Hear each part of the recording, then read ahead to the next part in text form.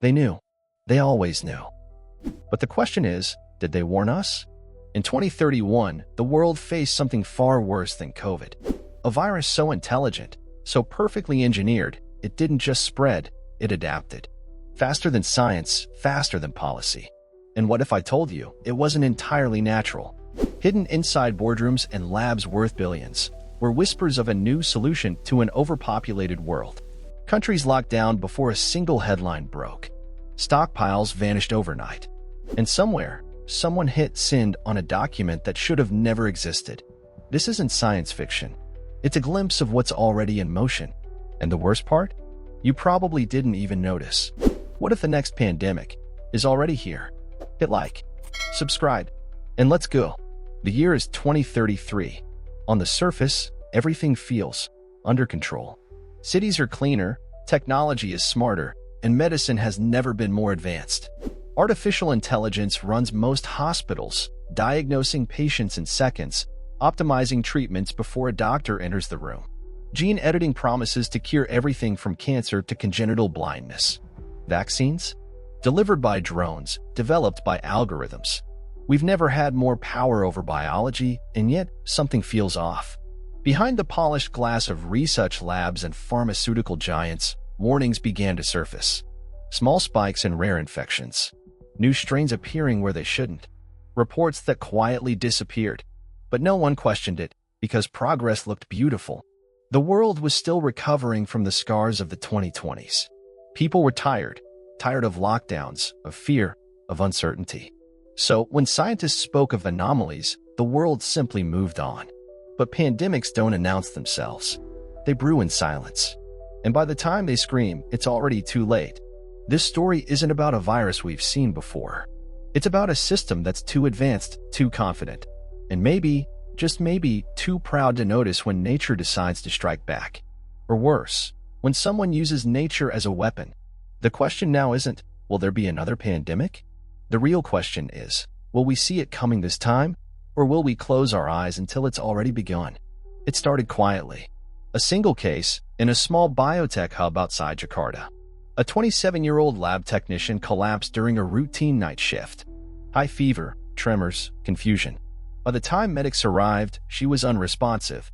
Within 24 hours, 2 more employees fell ill, each with identical symptoms. At first, it was treated like an isolated incident. Local officials said it was heat stroke, a bad flu, exhaustion. But behind closed doors, something didn't add up. Blood tests revealed markers that no known virus could explain. Mutations that didn't belong in nature. And then came the second wave, not in Indonesia, but in northern Italy. A biotech conference. Over 600 attendees. 14 were hospitalized within 3 days of returning home. Not one news outlet reported the connection, but whispers spread fast across scientific forums. It's synthetic, someone wrote. Engineered, another replied. Then the thread disappeared. Deleted. Banned.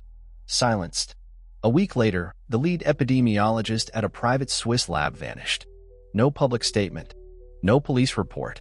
Just gone. You see, this wasn't the first time strange illnesses had surfaced in labs conducting classified viral research. But it was the first time symptoms spread this quickly and evolved faster than anyone could track. And somewhere, deep inside a blacked-out military archive, sat a report from 2029, marked not for civilian eyes. It warned of exactly this. A pathogen designed to adapt in real time. No patient zero. No origin trace. Just a countdown, already ticking. And here's the truth no one dares to say out loud.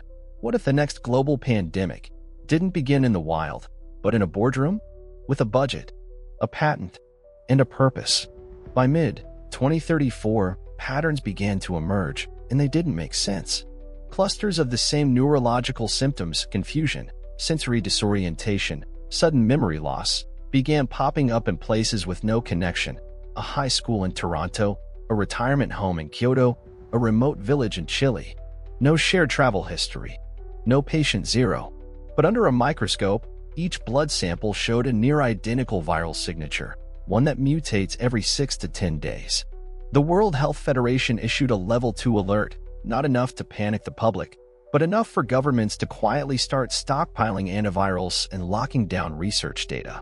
Behind closed doors, digital forensics teams traced early genome maps of the virus to a discontinued synthetic biology platform, one developed jointly by 3 private firms, all now merged into one multinational entity. Their name? Aegis Biotech. Publicly, they denied everything.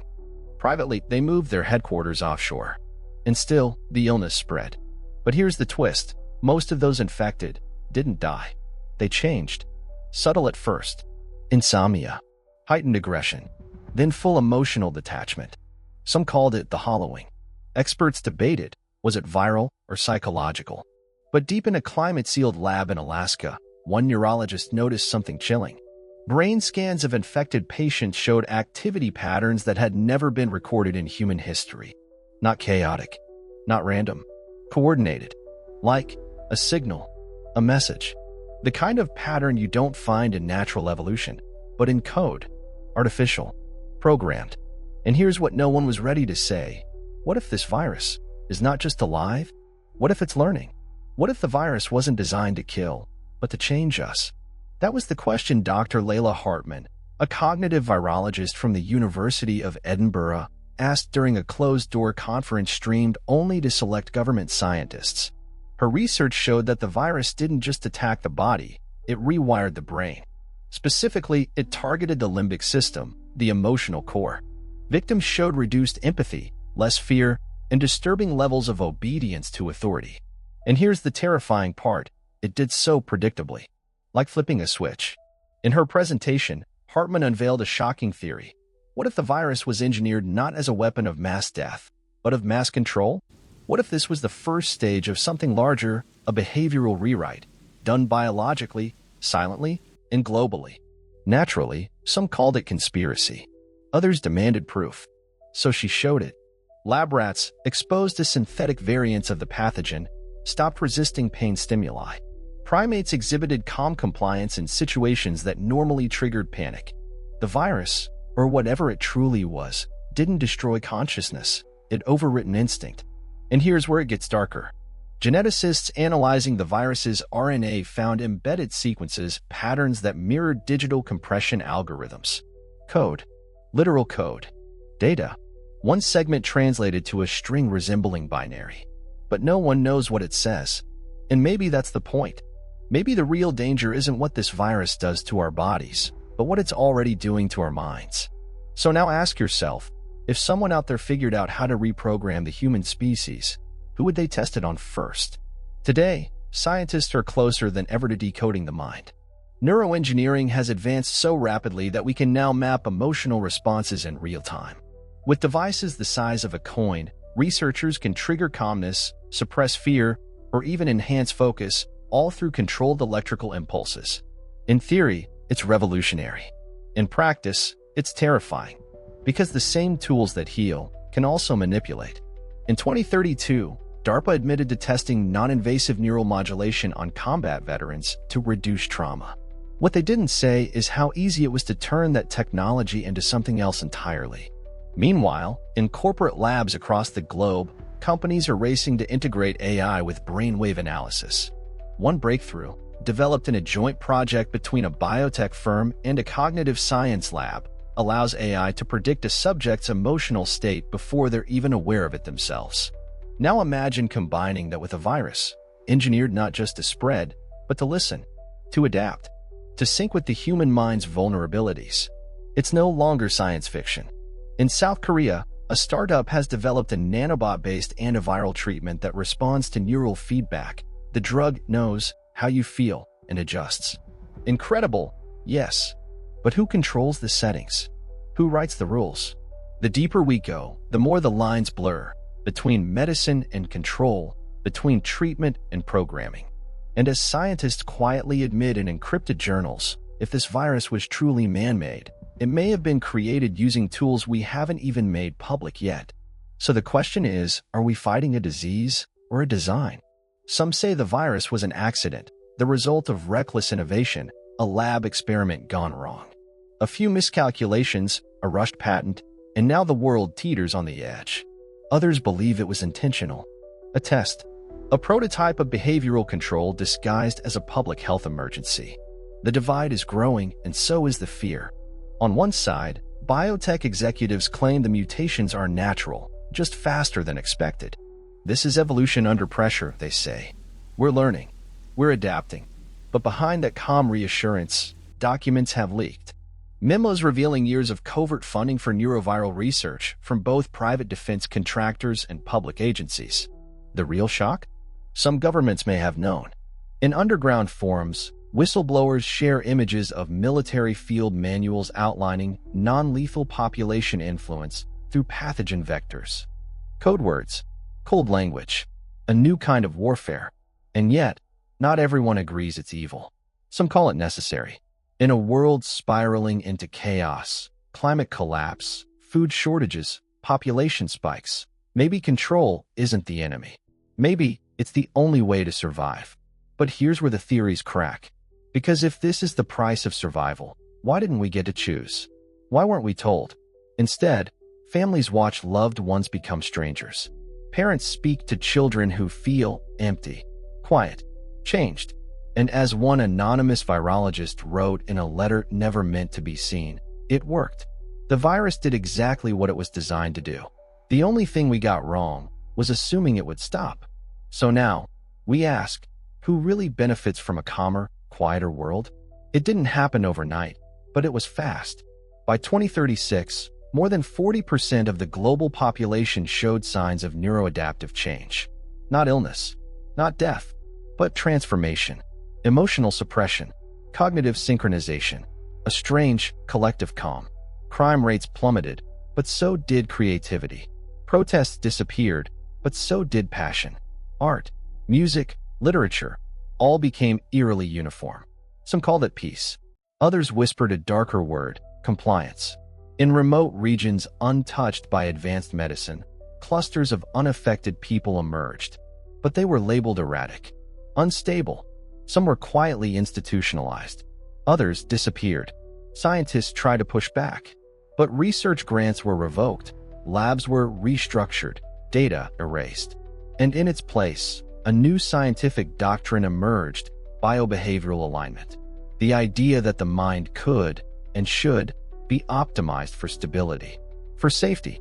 But beneath that shiny premise lay the truth no one could say aloud. Human nature was being edited. And those who resisted? They weren't just marginalized, they were out-evolved. Because something else was rising. A generation born from infected parents, immune to chaos, emotionally minimal, perfectly obedient. They didn't cry, they didn't laugh, but they listened, watched, adapted. And by the time the world realized what they were, it was already too late to stop them. They weren't monsters. They weren't machines. They were next. So the question now isn't how to survive. It's whether what remains of humanity still wants to. Because in the pursuit of control, we may have created something better and far more dangerous than ourselves. So now we stand at a crossroads. But is it really ours to choose? The virus, if we can still call it that, didn't just infect our cells. It infected the foundation of what it means to be human. Emotions, instincts, moral conflict, all seen as flaws. All now corrected. For centuries, we feared extinction by fire, flood, war. We never imagined it would come as a whisper, a gentle shift, a calm silence. Some say we've evolved. We've become more rational, more efficient, more stable. But at what cost? In classrooms, children no longer ask why. In homes, families no longer argue. In streets, no one raises their voice. Is this peace or paralysis? The real horror isn't what we've lost. It's that we no longer remember losing it. Maybe that was the design all along. Not to destroy us, but to erase our chaos. To overwrite pain, passion, rebellion. The very things that made us unpredictable and free. Now, the last question remains. Should we fight to bring back what was? The fear, the instability, the imperfection? Or accept this new world, silent, organized, controllable, and call it progress? Because evolution doesn't ask permission. And maybe this wasn't a choice at all, just an outcome. But if even a part of you still feels, still doubts, then ask yourself this. What makes us human? And if we lose that, what's left to save? They knew. They always knew. And now, so do you. Maybe this was never about stopping a virus. Maybe it was about seeing who would notice and who would quietly adapt. If you've made it this far, you probably feel it too. That strange, quiet thought in the back of your mind, wondering if you have changed, if your emotions feel duller, if your fears don't scream as loud, if your outrage fades faster than it used to. I'll be honest with you. I'm scared, not of the virus, but of how normal this all feels now, of how silence has replaced questions, of how easy it's become to let go of the chaos that made us human. And maybe the scariest part is that we let it happen. We were so tired of fighting, so desperate for peace, we didn't notice the cost. But I wonder, is it too late? Or is there still time to remember? Time to resist? Maybe not for the world, but for you, for us. So let me ask you something, and I want you to answer honestly, right here in the comments. When was the last time you felt truly afraid? Not because of what's outside, but because of what you might already be becoming. Because if the virus really is inside us, changing how we feel, how we think, how we choose, how will we know when it finally wins? Or worse, what if it already has? Hit like, subscribe, and tell me, are you still you?